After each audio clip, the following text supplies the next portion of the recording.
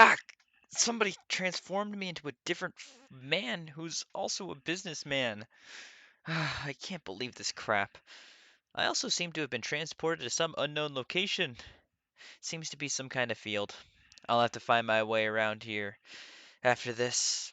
I think it's probably because I'm moving into a new era, which is the Neo era. And it looks like we're starting off with Neo Genesis. This set was still made by Wizards of the Coast, and the set was released in December of 2000, 16th to be exact. This set introduced many different Pokemon of the Generation 2 games, as well as many new artists to the Pokemon TCG, and one of the most influential and well-known artists was introduced into this set, one who has illustrated cards non-stop to this day. The Neo era is something that I'm weirdly entranced by, as there aren't many sets in this era, but the sets are all really good. Being the introductory set for the Neo era, Neo Genesis is a relatively safe set, but the cards in it are still really good. I think the best thing for me to do would be to move to the artists, and I think we're going to be here for a while. Let's start off with. Hmm. It's tough to pick. I think I'll go with Milky Isobe. Milky worked on two cards, the holographic metal energy and the darkness energy.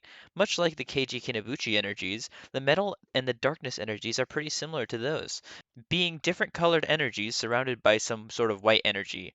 The reason that these cards were introduced is because metal and darkness type Pokemon energy and energy requirements were all added in Neo Genesis.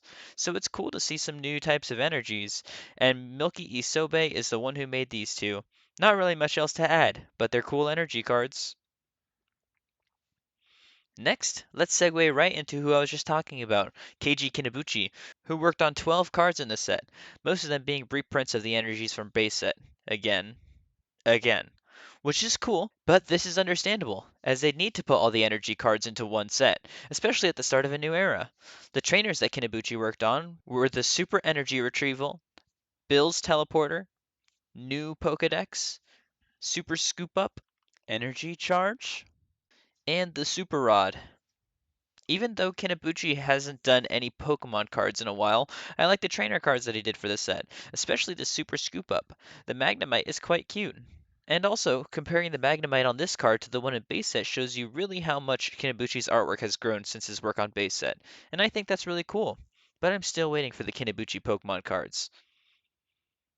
Next, let's move on to someone who only illustrated one card for the set, but they are still a new artist, so that's definitely of note. Their name is Hideki Kazuma, which is a name that I haven't heard of ever before. But they did do the recycle energy in this set, which is alright. I mean, it's pretty basic. I like the swirls in the backgrounds and the little recycle icon, but other than that, there's not a lot of things to note or point out or look at here. I like it though, don't get me wrong. Always happy to see a new artist working on the TCG. Next, let's talk about Atsuko Nishida, who worked on 6 cards for Neo Genesis, being the Blossom holographic card, Jumpluff holographic card, the Quagsire, Skiploom, Hoppip, and the Meryl. The 2 holo cards that they did for this set are super cute, and so are all the other ones that they did for this set. They also did the full Hoppip line in the set, which ends on the holo, which is cool. And I think that my favorite one that they did in the set would probably be the Quagsire, as it just derpily swims close to the bottom of the ocean, and is just smiling simply. Even though Nishida only did 6 cards in the set, they are really nice ones, and I'm always happy to see Nishida illustrating more and more artwork as the sets come and go. And now we can talk about a new artist, Tomokazu Kamiya. If you know about the Pokemon TCG, you've probably seen a Kamiya card, as he is one of the most collected artists in the Pokemon TCG, and his artwork is really legendary amongst all the Pokemon TCG. Kamiya worked on 5 cards, being the Slowpoke, Focus Band, Double Gust, Moo Moo Milk, and the Pokemon March. I feel like you can instantly see this unique and special style, even in their first Pokemon, Slowpoke. It looks so goofy, and a lot of the cards that Komiya does just look goofy, but that doesn't mean he can't make ones that are just plain cool. Like the Focus Band. But the faces that he gives to the Pokemon, the amount of emotion that he conveys, the backgrounds, and everything is always so dynamic, even amongst his own cards. These 5 cards are a really strong start and introduction for Komiya into Pokemon cards. And my favorite that he did from this set is probably the Focus Band, as it shows Machop putting on a Focus Band, which is something I don't think we've seen before, i.e. a Pokemon putting on an item or wearing an item. But I could be wrong about that. Anyways, Kamiya makes a very strong first impression, and we will definitely be seeing more of them in the future. Now, let's go to something simpler. Miki Tanaka.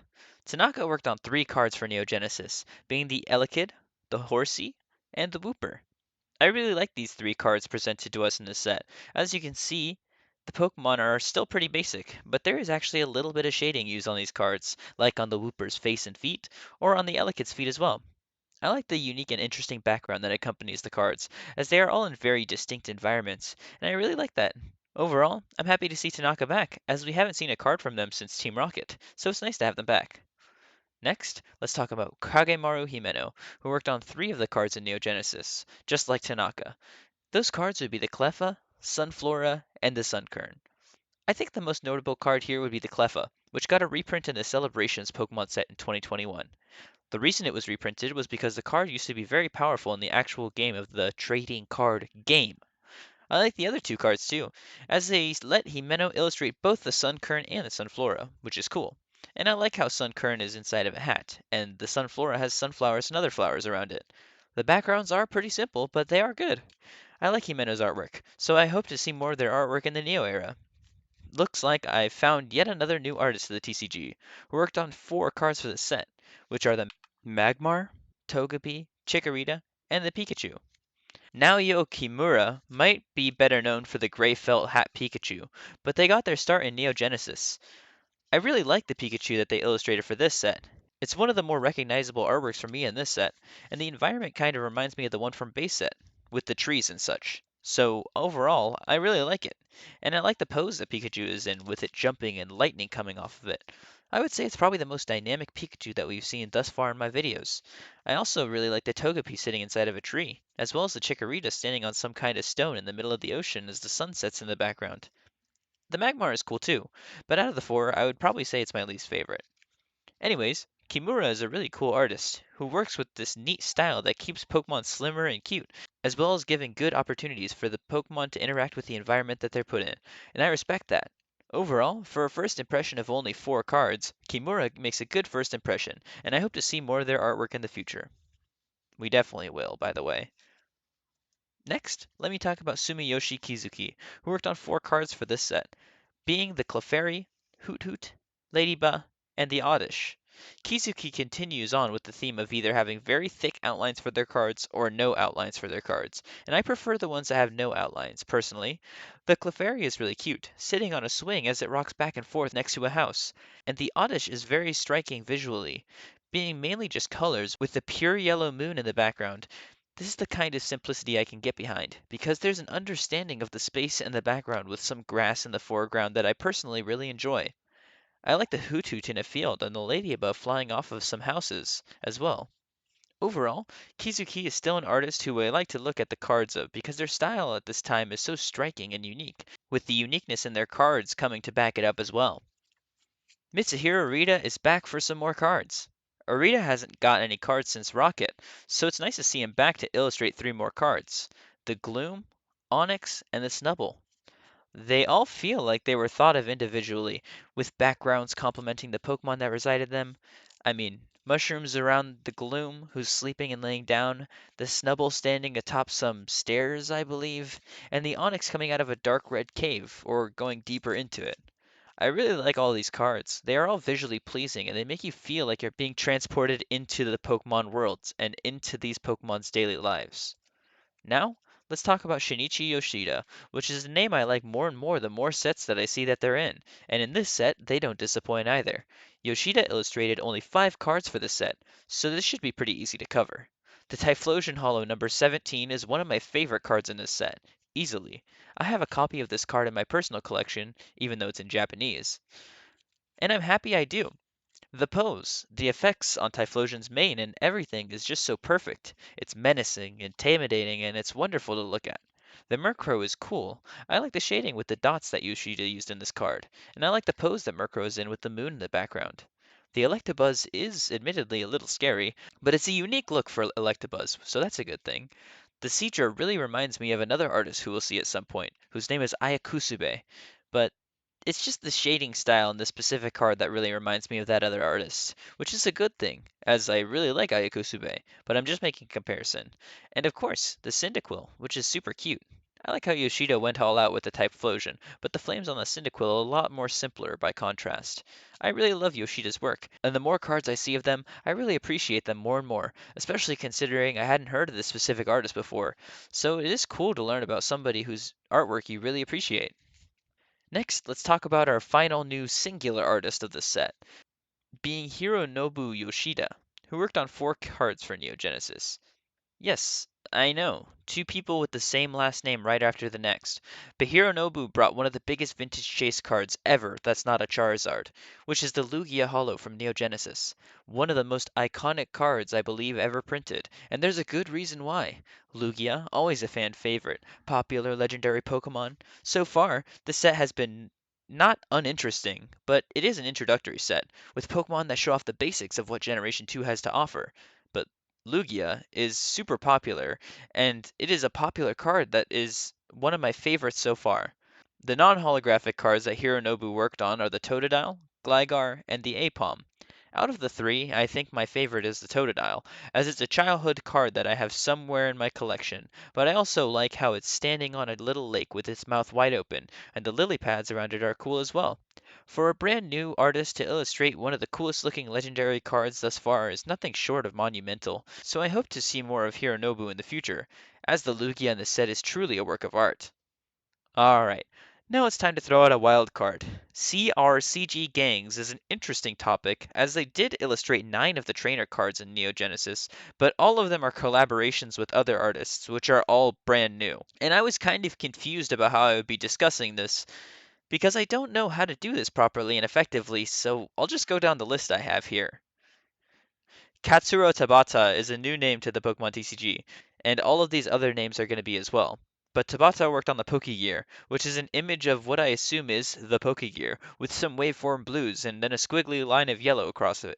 But the Pokegear has a yellow outline around it, which is something to talk about at least. I mean, for a first trainer card, there's nothing about it that's inherently bad, and it conveys what the Pokegear is, so I can't fault it for anything like that.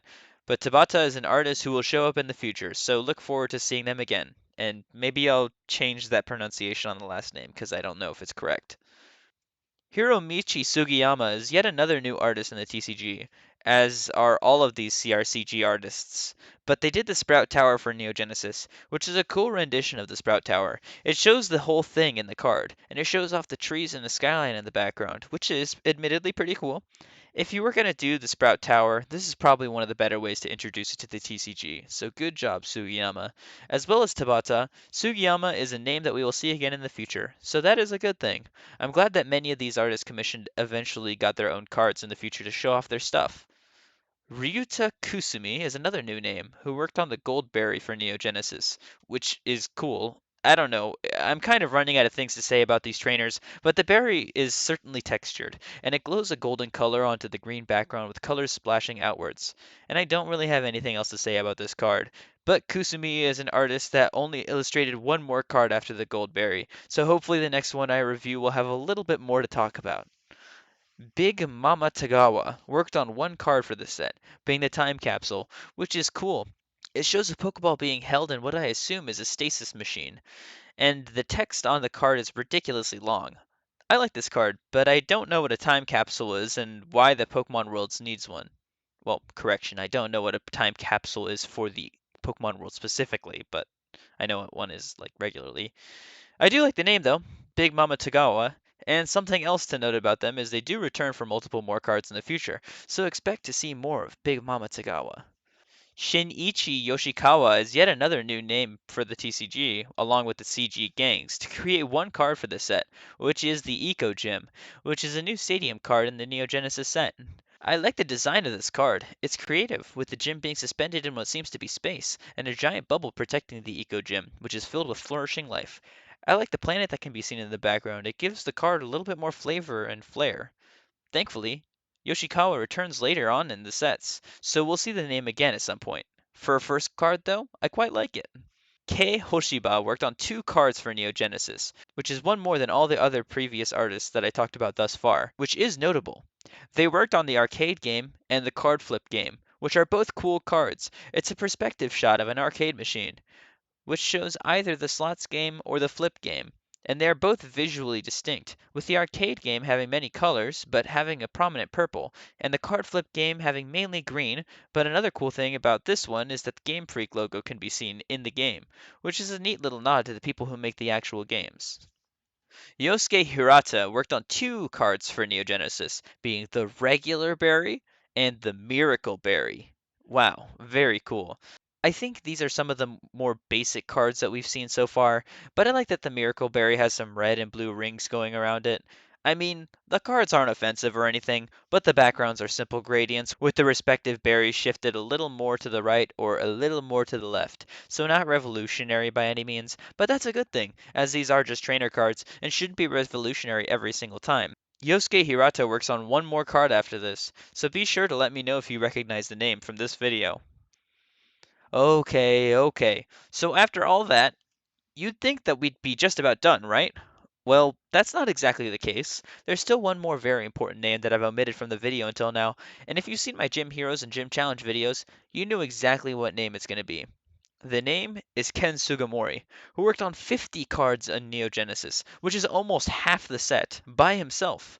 Sugimori worked on 14 of the 19 holo cards in the set, which is almost all of them. Now, I know in my gym challenge video I had some choice things to say about Sugimori's style, but like I said, that doesn't come until later. For now, this is fine. Sugimori worked on the Ampharos, Azumarill, Feraligatr again, Heracross, Kingdra, Meganium, again, Pichu, Skarmory, Slowking, Steelix, Togetic, and the Typhlosion. So these cards aren't bad, okay? I like that he did all of the starters at least once, but doing two for alligators and two Meganiums, it's not that they look similar or anything, but I don't know. Comparing the Typhlosion of Sugimori in this set by the one that Shinichi Yoshida did, they just feel much more distinct. It's not even that I don't like some of these hollows either. I really like the Ampharos because of the light that it shoots out of its head. I like the Heracross because it's about to presumably fight Pinsir. I like the Kingdra just because I kind of like the default render of Kingdra, so I don't really have a problem with it. And the Typhlosion is okay, I guess. It's not that I don't like any of these cards. They hold their value just fine, and they're the intended version of how to see these Pokemon at the time, so I respect that. It's just that after seeing all these artists that take these Pokemon and twist them to their will, I want to see more of that. And this is what I say about Sugimori is that they aren't bad cards by any means, and if you like them, I won't blame you. But the Pokemon are meant to be seen in action. I love when Sugimori does trainers, as that style works perfectly for trainers, and he can make them look or do whatever he wants. And you'll see what I mean in a second. When it comes to Pokemon that I like, that are non-holos, I like his Flaffy because it's lighting up the area with its tail. I like the Furret because there's another burrowing Furret in the background. And I like the Cyndaquil because of the fire around it. But for Pokemon, that's about it. Even though Sugimori only did two trainers in the set, I think they are quite cool. The Mary can be seen recording something in a recording room while reading a script, but the Professor Elm is holding up a cute little Cyndaquil inside of his lab. And I think this is my favorite Sugimori artwork in the whole set. I like when Sugimori goes all out of the box to give us something that you wouldn't typically expect, like with the Professor Elm. Overall, there was a lot to talk about with Neo Genesis, and this is definitely my longest script so far, and that's for a reason. Neo Genesis is a cool set with a lot of really cool cards in it, especially the Lugia, and some other standout cards. The set is an introduction for what's to come later in the era, and I'm excited to talk about what comes next. Overall, I would say that my favorite cards in the set are probably the Lugia, obviously, the Typhlosion by Shinichi Yoshida, Onyx, Togepi, Pikachu, Focus Band, and the Professor Elm. In terms of prices for a complete set, you're looking at roughly $300 to $350 for damaged copies of the best cards and all other ones in the unlimited print run, which is a lot of money overall. But this set is a quite cool one. Most of that value is carried by the Lugia as well as the two Typhlosion cards. I think that Neo Genesis was the start of a new era for the Pokemon TCG. Quite literally, obviously, but also in terms of opportunity. We aren't in base set anymore. There's so much room for new things at this time, so I'm excited to see more of what's to come. Now, I need to get out of this stupid field and find shelter, so I'll keep you posted about that. But I'll also keep you posted when I release my video on the next set. Neo Discovery. Thank you for watching, and as always, see you later.